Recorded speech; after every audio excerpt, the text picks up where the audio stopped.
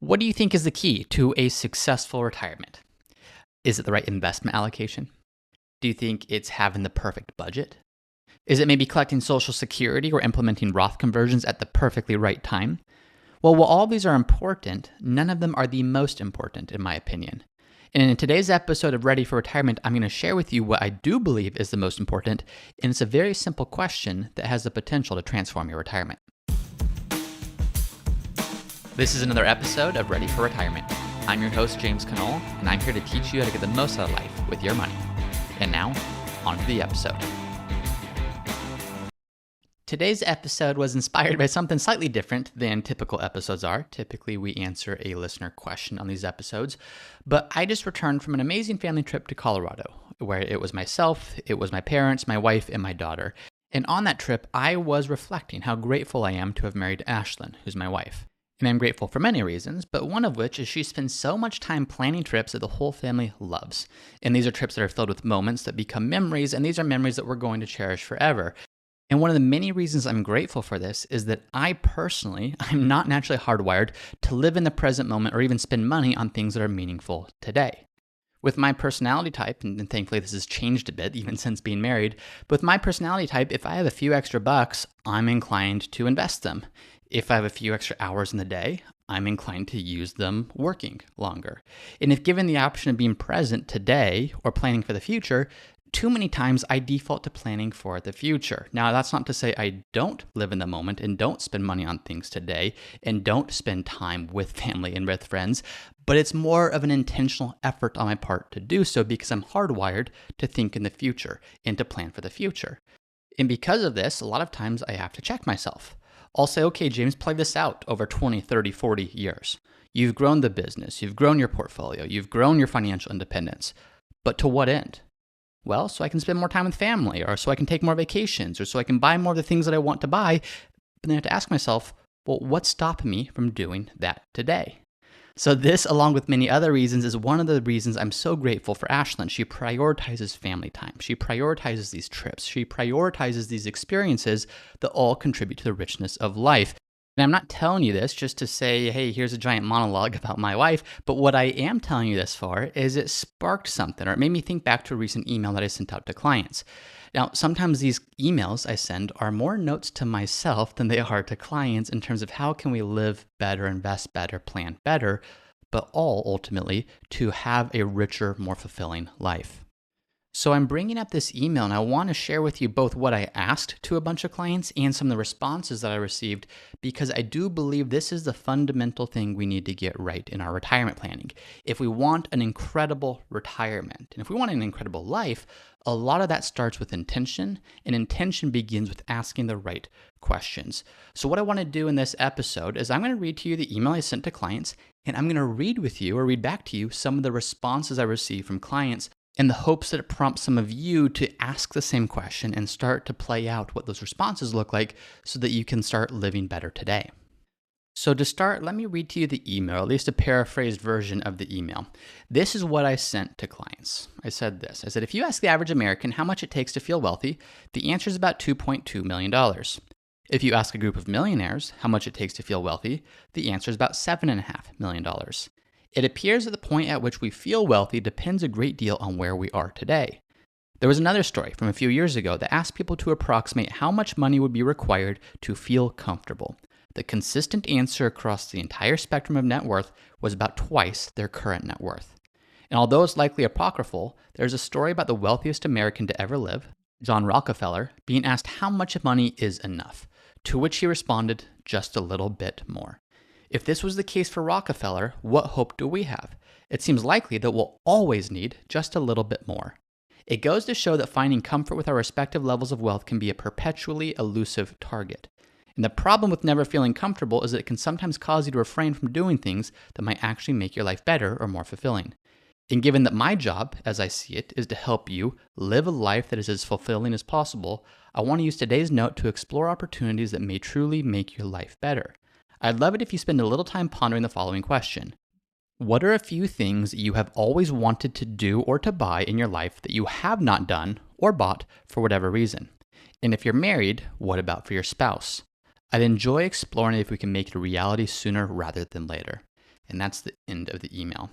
So I know I read a lot in there, and a lot of that was just background building up to the question, but the real question was, what's something you've always wanted to do or to buy? And then why haven't you done so already? And once I sent that email out, I got a great deal of feedback from clients, and the results were very interesting to see. And why was that? Well, many of the things that people said they wanted, and this was subconscious, I think, in most cases, they were assuming that they wouldn't do these things until they retired, or at least until the time was right, which always seems to be sometime later, but definitely not right now. So I want to offer you some of these responses because they can help to trigger desires in your own mind. Because a lot of times the hardest thing isn't doing what you want, it's sometimes just knowing what you want. So I hope that by offering some of these examples, it might stir up some thoughts in your mind. And the reason I say this is the most important part of your retirement is because if you get to the end of your life, it will not matter how large your portfolio is. It will not matter how many millions of dollars you saved in taxes through the right tax strategy. It will not matter how much you maximize your Social Security benefit. If you're unhappy and if you look back on regret because of the things that you didn't do, none of that will matter. What does matter is living intentionally. And living intentionally comes down to asking yourself the right question, which is, what do I actually want? What do I want my life to look like? And how can I do the things that align with that so that I can have that more fulfilling, more enjoyable retirement? Hey everyone, it's me again for the disclaimer. Please be smart about this. Before doing anything, please be sure to consult with your tax planner or financial planner. Nothing in this podcast should be construed as investment, tax, legal, or other financial advice. It is for informational purposes only. So let's take a look at some of the responses I received from clients when I sent out this email. Now, some were exactly what you'd expect. One client said, James, one of the first items that comes to mind is I would love to stay in an overwater bungalow, perhaps in the Maldives, Fiji, Tahiti, Bora Bora, or any other destination that offers this luxury. Another client says, I'd like to go to an SEC football game. Or I'd like to watch a game at Yankee Stadium in Fenway Park, so two iconic baseball stadiums. Now, here's the interesting thing with these. I think when I ask people, what do you want to do in retirement? They say, I want to travel. But then you think about it and you say, well, why only in retirement? Why not start doing some of these things today? Today, when maybe you have more of your health, more of your energy, the financial means to do so. And when we think about it that way, one of the reasons that we say we want to travel in retirement is because it's a sense of procrastination of I'm just not getting around to it today. And to be clear, there are obviously financial trade-offs for doing this. The more you spend on stuff today, the less you can save for retirement. But the interesting thing with these specific client responses is for these clients, I've either met with them already or will do so in the future. But in these cases, this was something that did not have to be deferred until retirement. This is something that did not have to be deferred until some indefinite point into the future. These are things that could very much start happening now. So one of the reasons I'm sharing this is because, like I mentioned at the beginning of this is my natural inclination as a person, is it's so easy to get in a rut, and it's a healthy rut in some ways, of save to the 401k, save to the Roth IRA, put in the time at work, plan, prepare, do all these things so that you can travel, so that you can enjoy life, so that you can do and engage in experiences that are meaningful to you. But if we're constantly in that mindset of these experiences and this travel and these things that we want to do are in the future, then you're losing out on some of the richness of life along the way.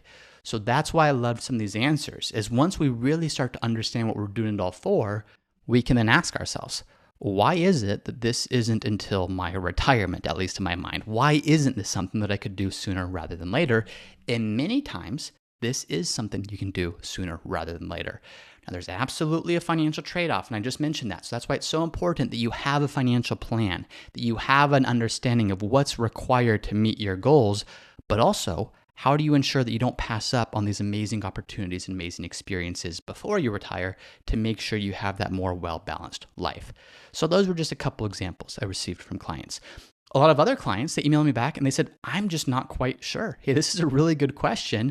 And we've spent so much time saving and investing and planning financially for retirement that it's difficult to actually think about what would we want to spend money on. One client said this, and I think he put it really well. He said, it's not easy to shift from savings mode to spending mode. I think we'd like to travel. There's an Arkansas home, charity work, self-improvement. They all come to mind, but let's discuss this at our next meeting. So that's another reason I want to talk about this now. Many of you might be thinking, gosh, I've spent so much time just thinking about making more money or saving more money or investing more money. I haven't done as much thinking or planning around who am I? What do I enjoy doing? What is it that I want out of life? So sometimes you're not going to have an immediate thought here of I want that new car, or I want that vacation, or I want this experience. If you do, great. You have a very easy goal, an easy target, and you can start to quantify what will that cost and when can I realistically do that. But if not, then these are healthy questions to begin pondering. What is it that I want to spend money on? Money is just a tool. Money is not the goal by itself. So how can I understand how to best use this tool? Well, to understand that, I need to understand what I want my future to look like, or heck, even what I want my present day to look like, so I can make sure my money is aligned with that. So understand that that is sometimes a difficult thing to even recognize. What do I want to spend my time doing? What do I want to spend my money on? But it is crucial that we start to think through those things, because this next response I'm going to share highlights the somber reality of what could happen if we don't. Another client, in response to this email that I read you, said this. She said, "My husband and I had dreams of traveling throughout Canada by train, continuing our love of trout fishing and just being together, enjoying life. Unfortunately, he passed away, and I would give anything to have him with me now." So this is obviously the most difficult part of planning, and the most difficult part of life is it's unpredictable. None of us are guaranteed tomorrow. None of our spouses are guaranteed tomorrow. So the last thing that we want to do is defer everything to some indefinite point in the future and then realize one day that the opportunity to do those things that we loved, or those opportunities to do the things that we really cared about and create memories, those aren't going to be around forever. So how can we, in a responsible way, balance planning for the future, but also doing the things we want to do today, because we're not guaranteed tomorrow? So I know a lot of people in that situation, and that's a sad, unfortunate reality of this world that we live in, and that is why, as a financial planner, it's not actually the money that I care about. It's how can we use our money to get the most out of life. And I think this last story, this last response that I want to share highlights this perfectly. It's just the perfect example of how do you use money to get the most out of life. And this comes from Steph, and Steph gave me permission to share this. She said this in response to my email. "Many years ago, 2006, I believe, when Dave's great aunt passed, she unexpectedly left us $30,000. We were shocked and blessed. We obviously considered investing it, but instead we bought a boat. Yep, we bought an old 1974 fishing boat and kept it in Dana Harbor. This changed our quality of life. We had some of the most relaxing times, some hard and some scary times. It was hard work keeping it clean, safe, and functioning. Crazy fun times, romance, adventure, seeing Dave at the helm, using his Coast Guard navigation skills. We made incredible family and friend memories on that boat. We connected with nature. The memories are endless. We sold it when we bought the farm. We miss it in the lifestyle often. That is our spin story. No regrets whatsoever. Sure, we could have invested responsibly into the market, but like you said, it's all relative. And the value of that boat season is priceless to us." So this was an absolutely perfect answer to the question that I asked of how can you use your money to enrich your life? What's one thing you could purchase today to do so? Now, obviously in Steph and Dave's example, that wasn't something they purchased today. This was an example from 15 plus years ago, but this illustrates what good spending can do. So often we talk about good investing and good planning and good deferring, but there's also such thing as good spending. We don't invest and save and plan forever just so that we can grow the largest portfolio. We do that so that we can do the things that are meaningful to us and to others and impact those around us in a wonderful way. So as you're listening to this, maybe right off the bat, when I ask the question, what's one thing you can buy or do that will immediately add quality to your life, you might have an answer right away. Or some of you might be more like me, where without the help of my awesome wife, it would be difficult sometimes for me to bring myself to spend, even though I know how important it is. So whatever the case might be, some of you know this on your own, some of you need someone else to pull it out of you. If that's you, I hope this episode is the thing that's going to help pull it out of you. So your homework for today is to do this. Turn off the podcast, turn off social media, turn off the news, turn off any distractions. Just spend a couple minutes thinking, what's one purchase I could make? Or what's one thing I could do? Might not even cost money, but that would add quality to my life or would add richness to my life. For me, it was an amazing trip we just took to Colorado with family. I know there's going to be some memories there that I will remember forever and look back fondly on.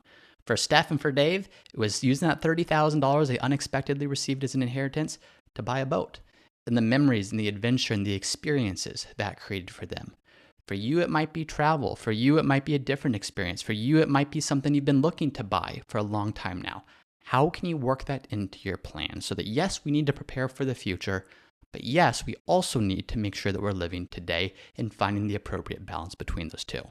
So I hope this episode was helpful. I know this is a little different than what we're typically talking about.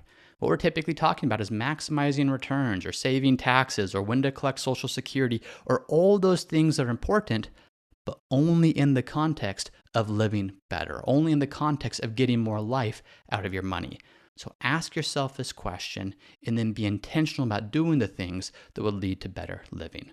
So that's it for today's episode. Thank you as always for listening, and I'll see you all next time. Thank you for listening to another episode of the Ready for Retirement podcast. If you want to see how Root Financial can help you implement the techniques I discussed in this podcast, then go to rootfinancialpartners.com and click Start Here, where you can schedule a call with one of our advisors. We work with clients all over the country, and we love the opportunity to speak with you about your goals and how we might be able to help.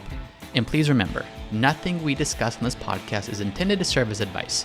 You should always consult a financial, legal, or tax professional who's familiar with your unique circumstances before making any financial decisions.